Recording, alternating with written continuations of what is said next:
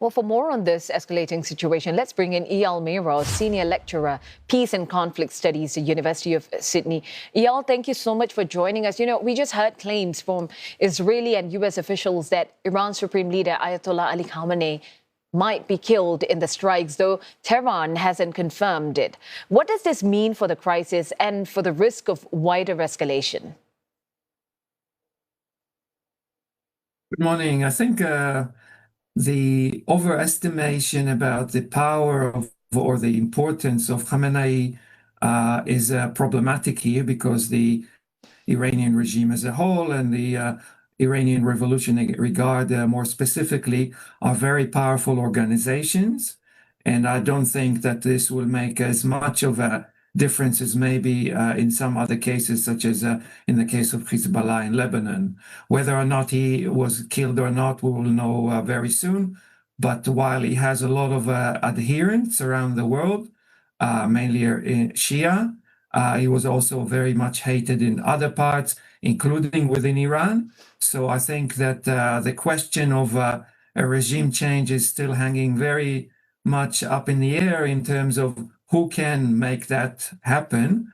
And I am skeptical about the possibility of making a regime change from the air. Neither Israel nor the Americans will put boots on the ground. And so much depends on the situation within Iran, not so much the people of Iran as the maybe some elements within the Revolutionary Guard that may want to make some change.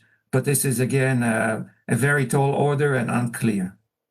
Well, yes, some things are still up in the air. If the reports are true, what does that really mean for Iran's decision-making? Could we see chaos, a hardliner takeover, or a fracture in the regime? And how would that really affect the cause of this conflict? Look, I think the Iranians have learned from the previous round to, if you like, to decentralize their decision-making, decentralize their operations. And so we saw very quickly the missiles being fired back. I think that was all pre-planned, including the instructions to the people of Iran and assurances that all is well. I think that is not necessarily a measure of what is happening now in Iran because it was pre-prepared in advance.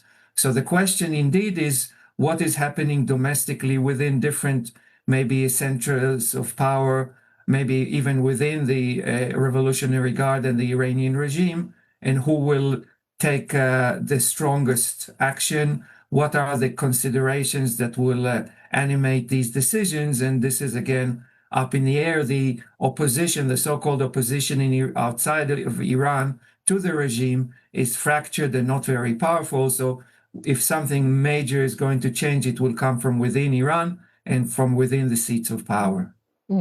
And how extensive could this crisis realistically become? Are we talking days of retaliation, weeks of sustained strikes, or something that could really reshape the region long term? I hear you when you said that this might have been pre-planned. So how do you think this could realistically take?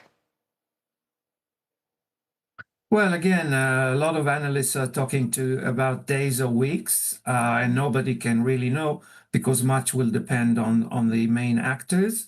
I think the way I'm reading it is that the Americans and the Israelis have already arranged from the first moment some kind of an exit strategy.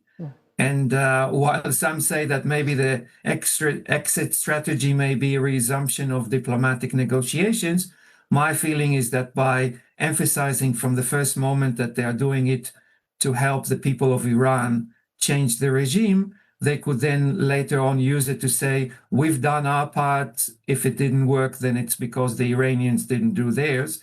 And so this will provide them some kind of an exit strategy.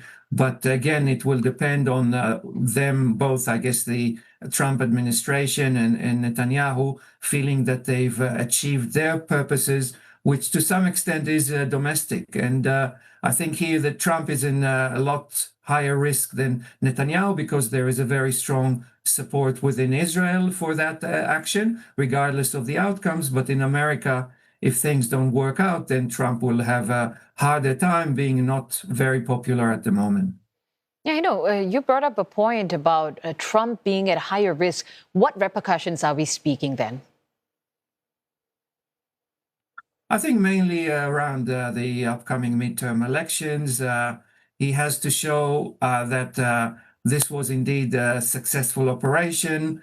He has the ability to make things up based on his purposes, but I think at the moment there are a lot of forces, even within his base, that weren't happy and are not likely happy about what has transpired.